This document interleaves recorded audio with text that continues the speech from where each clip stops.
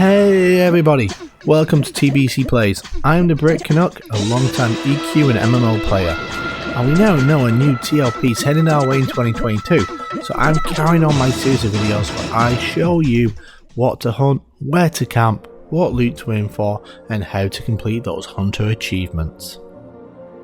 Well, now you're level 50, you're in a guild, and it's time to do what a lot of people consider to be the mainstay of Everquest, and that's raiding. So today we're going to look at Master Yael, who's often one of the first raid targets a guild will do.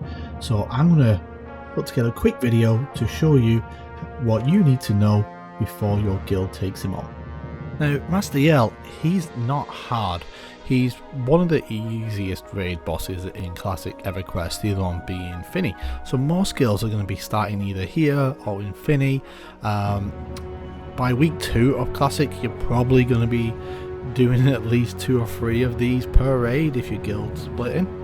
And what I mean by that is, say you have a raid of 50 people or 50 characters, Yael can really be killed easily by 2 groups by the end of classic. But what a lot of guilds do is at the end of the night they split the raid into 2, 3, 4 raids, and they each run their own instance and kill Yael in order to maximise the loot. Now Yael is not an auto win, he does have some mechanics that will require a little bit of planning and some coordination. So I'll go into what Master Yael does, what he casts and what you need to be looking out for in a little bit. One of the first things I'd recommend to every raider or everyone raiding Everquest is to download a program called Gina. The link's down below, and I will do a separate video on how to set it up. But what this program actually does is it reads your log file, and it will let you know when, in this case, when Master Yael is about to cast one of his spells or does his death touch. But it's also useful in a lot of other instances in EQ. You can set it up to time out your dots if you're a necromancer. It'll let you know when your invis is failing as well, so that you can quickly recast it.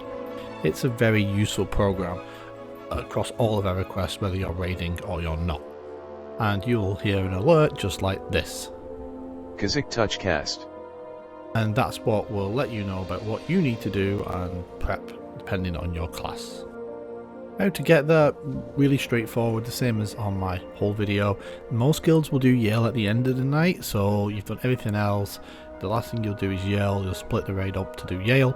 So your raid will be porting over to Tox Forest and then running straight to Paineel. Again, straightforward run, and you'll get no problems from either the Druid or Wizard Spire. And of course I'll keep saying this till I'm blue in the face sometimes, but some people always do it, someone always dies this way, especially the first couple of raids when people are new, maybe they've not raided EQ before, is once you got to Paineel, yes the raid is in the hole, don't just jump into the hole, that's the worst thing you can do. You can have at the very least a nightmare of a time getting back out, or you'll be gating out or origining or something like that, and in the worst case you're gonna get death touched. Instead, there you go, there's the Agent of Change, and you'll hang around here. If this is your first time raiding, you don't need to hail or do anything with the Agent of Change until your raid leader tells you to. The raid leader will always open the raid, and all you need to do when your guild leader or raid leader says so is just basically type in ready, and that will take you straight away to the instance ready to go. So when your instance, or as we call it in Everquest, the DZ, is ready to go and you've said ready to the Agent of Change, you will zone into the hole and it'll put you around here, right just before his lair, which is really handy. And around you'll see some mobs that you can use for charm. Hopefully there's a couple of lower level rock golems you can use as pets, because they do chuck out some good damage. And you'll see normally there's an Agent of Change around. Should you ever wish to leave the instance as well, you can do that just by saying leave. What you don't want to do is go past the rock ahead.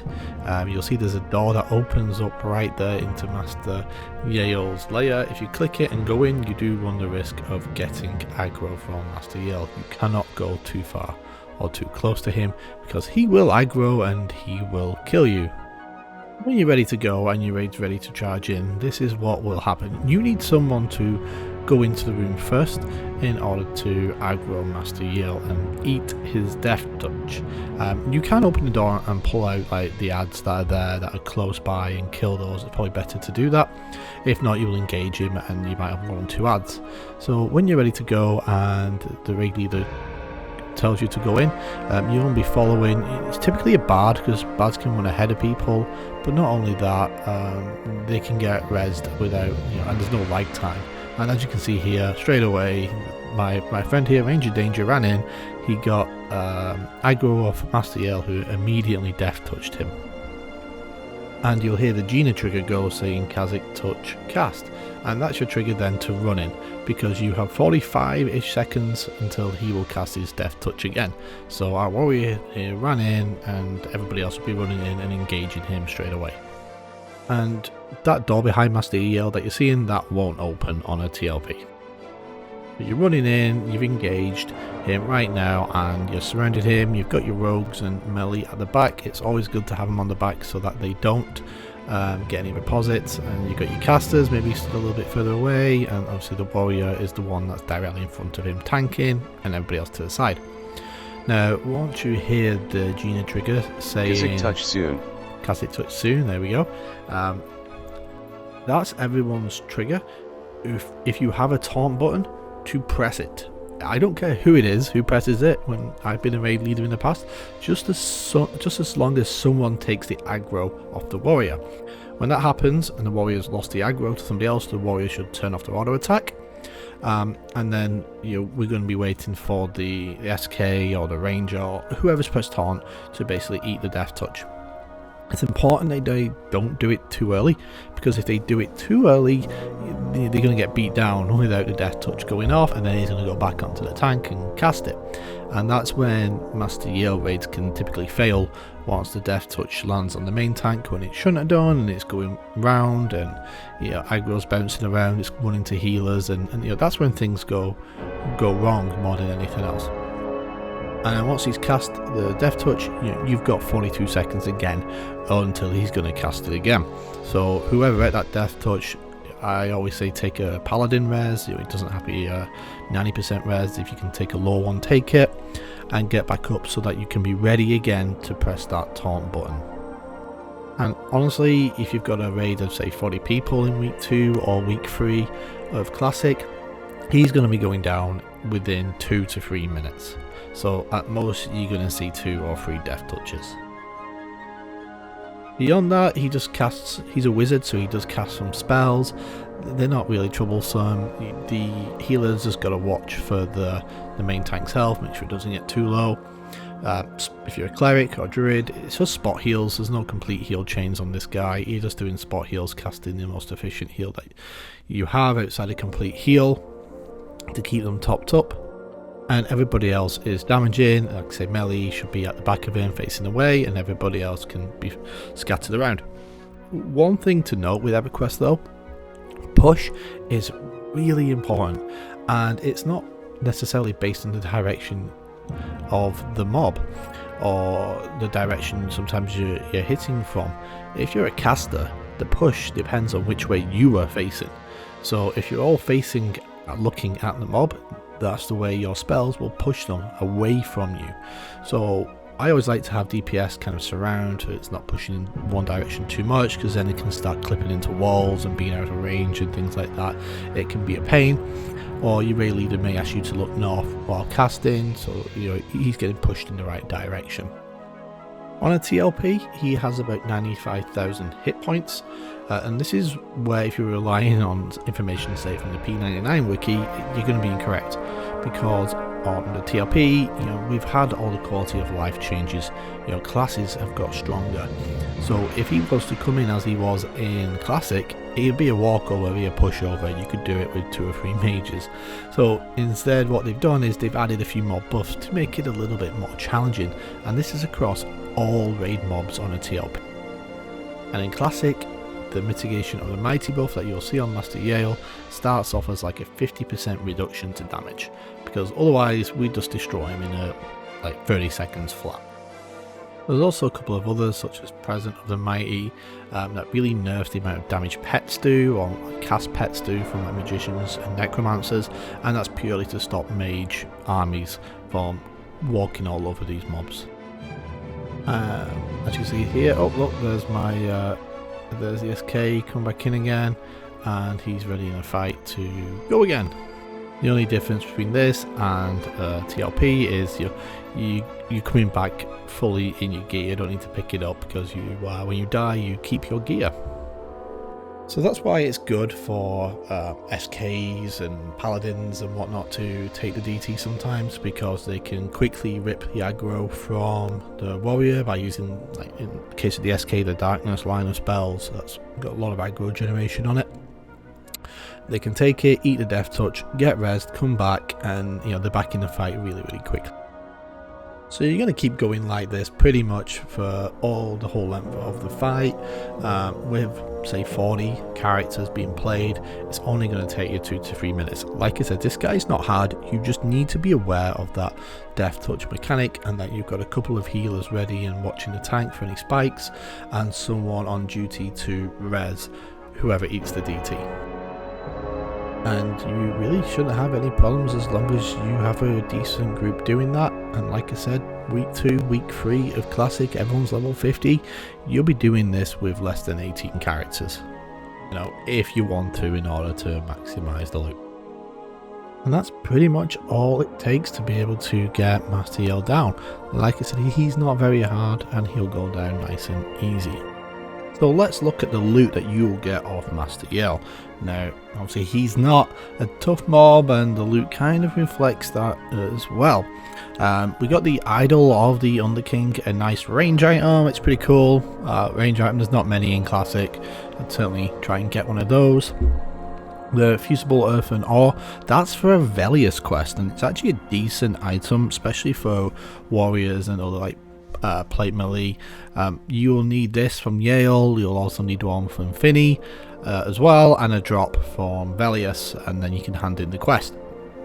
The Brell's Girdle is an interesting and decent belt. And finally, the Earthshaker. The Earthshaker to me is pretty much a meme sword. It's not a sword that people generally use except to annoy enchanters because of the area of effect that it does. It constantly breaks mezzes, and it's not something that we use. Elsewhere, the Serpent's Tooth is a decent dagger for a rogue. It's probably one of the better daggers out there, and certainly something that you're going to be using in either your primary or your secondary sort. And then you've got the Loam Encrusted Robe, which is a decent robe to pick up if you have nothing better before you get the ones from like Hate or Fear, or you can get to give to maybe an alt or something like that. That's how I've used that before.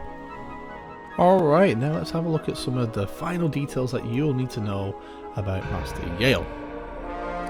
So here we go. Firstly, Master Yael, he is level 56, and he is a wizard actually. In terms of resist, he is very fire resist. If you have any fire nukes or darts, you're going to have a lot of trouble getting them to land on this guy. You'll be better spending your mana on magic or some other lines that you can cast. He can cast some spells. The first one he tends to cast is Elric's Entombment of Ice, which is again another wizard spell, and it immobilizes you for several seconds and does several hundred damage. He casts Drought or Jiwa, which is another wizard spell, and that's a bigger, just straight nuke. And I think that does around a lot more damage in the higher 600s. He also casts Immobilize, which is just a straight route. Lure of Frost, which is a lower damage nuke, but it's pretty much guaranteed to land. And finally, he casts Kha'Zix Touch. Now, Kha'Zix Touch is his Death Touch, which is a guaranteed kill. It will kill you every time it goes off. You cannot resist it, so every 42 seconds, he is going to kill someone. In terms of what you're going to be doing, tanks, so your warriors, your paladins, and your shadow knights, typically warriors tank Yael. It's not necessary, but typically they do, because you need your Shadow Knight sometimes to take those taunts so the warrior doesn't get death touched. Paladins are good here because they can give pally reses to those that do take the death touch, leaving the clerics free to continue to heal the tank. In terms of when you are tanking him, nothing special. You don't need a shield or anything. You can just use your 2 aggro weapons and just start beating him down. Clerics, druid, shamans, their role in this is always clerics. You're going to be healing the main tank, or if somebody accidentally pulls aggro, keeping them up as well. I like spot healers to do that, and by spot healers I tend to mean people like druids and shamans. And for the melee DPS monks, you can do well in this fight, as you do with all fights in Classic. Rogues, as ever, not brilliant in Classic. They're going to do some damage, but they won't be topping the DPS charts here. Now for range casters, starting with enchanters, you're going to want to get a rock golem for a pet, because they're going to be fairly high up the DPS charts. A rock golem will probably do around 4% of overall damage. Magicians aren't going to do terrible on this either, but they need to avoid lava bolts. You're going to be probably wanting to cast your mallow early, making sure that lands. Other than that, you're going to be sticking to your magic, rain of swords, your good swords. The wizards, what I tend to see wizards using on this fight is conflagration and ice comet. And finally, necromancers. Necromancers will probably top the DPS pass on this fight. What I have seen from the best necromancers that top the DPS charts is they're using Bond of Death, they're using Drained Soul primarily, and throwing in the occasional Frame Death to reset their aggro. And in saying the last 10% of the fight, you're going to be wanting to chuck out as many Drained Souls as you can to quickly get him down. Just remember to feign death, don't just go crazy, because you will pull aggro. And Rangers, not forgot about you. What I'll be wanting to see from you is those flame licks trying to pull aggro when the death touch is about to land. So you have a special job here too. And bards, the songs that you're probably going to be wanting to spin on this one, really straightforward. The ones we expect to see the Clarity, Cassandra's Chorus of Clarity, Hymn of Restoration as well, Sea Logs at Celerando, and Verses of Victory. And that's all there really is for Master Yael. It's not a complicated fight, just make sure you've got the death touch down and everybody knows who is going to be potentially taking that taunt and who's going to be providing the res afterwards, and make sure that taunt is timed. Ideally, raid leaders, you want to make sure people have Gina, or someone's going to have to manually call it out when that death touch gets near. So that's all I have really for Master Yael. I want to carry on with these series of videos looking at alternative leveling zones in classes. The next zone I'll probably pull up is Sol B, or the layer of Nagafen. And in terms of raids, probably look at Fiddy next, and then the 2 dragons, Vox and Nagi. And even then in Classic, there's still a bunch of other raid targets. You've got the whole of Plane of Fear, you've got the whole of Plane of Hate, and of course everybody's favourite, the Plane of Sky. So finally, thank you again for watching this video. I really do appreciate it. Likes and subscribes help so much to grow the channel and to help me keep making these videos. So if you can, please hit those buttons, and it means the world to me. Links below, of course, for the Twitter, our Discord. Feel free to come hang out on there as we talk about the 2022 TLP and what's happening on Mischief and Aradoon. Also links for Patreon and all that good stuff. Once again, I am the Brit Canuck, and I hope that you have an awesome day.